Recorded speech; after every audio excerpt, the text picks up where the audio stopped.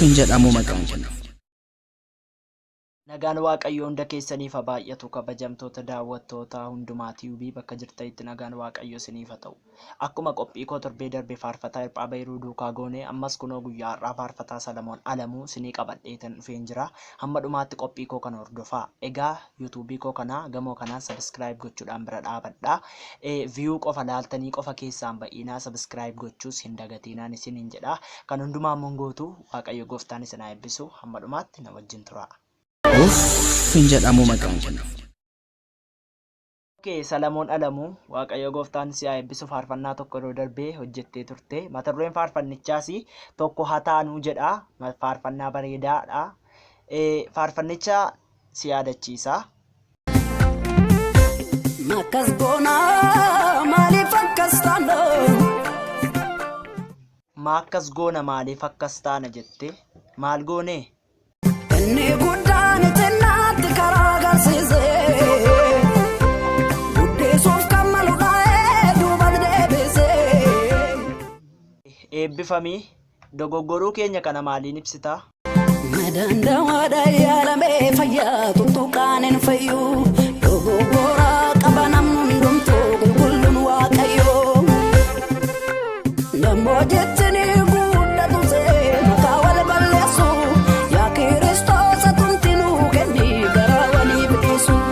Namoo jettini guddatu see maqaa wal balleessu tokkicha koo atumtinuu kenni garaa waliif dhiisu.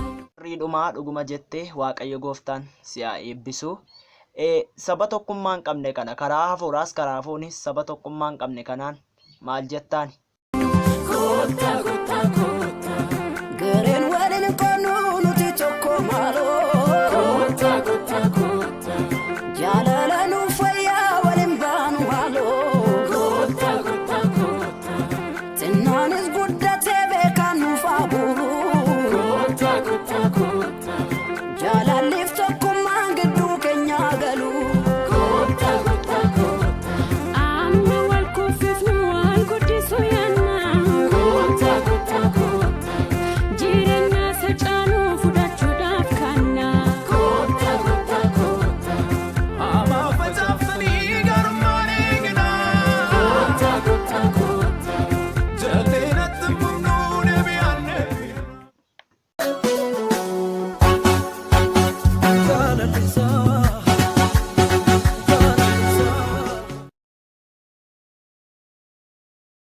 Tokkummaan deebi'ee jiraachuu kan danda'u yoo araarri yookiin waliif araara gochuun jiraatedha. Sabni kun immoo abbaaf ilmatu wal ajjeesaa hunduu walitti xalaata ta'eera yookiin hunduu waliif gaarummaa gochuu dhiiseera jechuudha. Egaa maal goonu ree? Akkam goonu akkamii? Akkam goonu akkamii? Akkam goonu akkamii? Nu wallaalee fallisaa akkamii? Eekaa akkam goonu akkamii jetteetta. Inni namatti ulfaate Waaqayyoof immoo inuma danda'ama. Gaaffii keenya yoo Waaqayyotti dhiyeessine Waaqayyo harkaa deebii dhugaa tokko argachuu ni dandeenya. Egaa kanaatiif akkam goonu akkamii nutti erga cimeeti Waaqayyotti dhiyeessinu ree?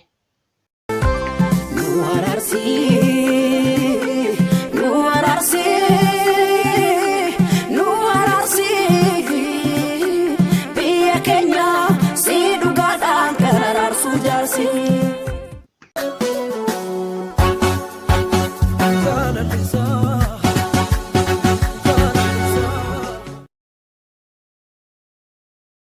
Waaqayyo gooftaan si haa eebbisu. Eebbifamii nu araarsi jenneerra. Waaqayyoo fi namatu kan walitti araarsuudhaaf jaarsa gidduu galutu hin jiru malee namaaf nama gidduu galanii jaarsa araarsu jira. Yoo isatti cimellee Waaqayyotti hin cimu. Yoo namatti cime jechuu kooti. Gooftaan si haa eebbisu. Gamoo kanaan sagantaa kana irratti argamtee waan nu tajaajilteef maqaa dhaggeeffattoota hundumaatuu biitiin guddaa galatoomne. Gooftaan si haa eebbisu. jedhamu maqaan kun. Daawwattoota hundumaatuu bi sagantaa guyyaa har'aa goone hundumaatti akka itti eebbifamtan shakkii tokko hin qabu. Waaqayyo gooftaan isin haa eebbisu.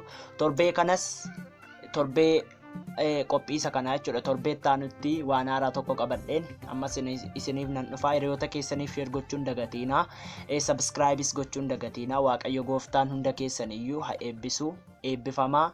Nagaatti amma torbee wal erginutti Waaqayyo gooftaan isin haa eebbisu.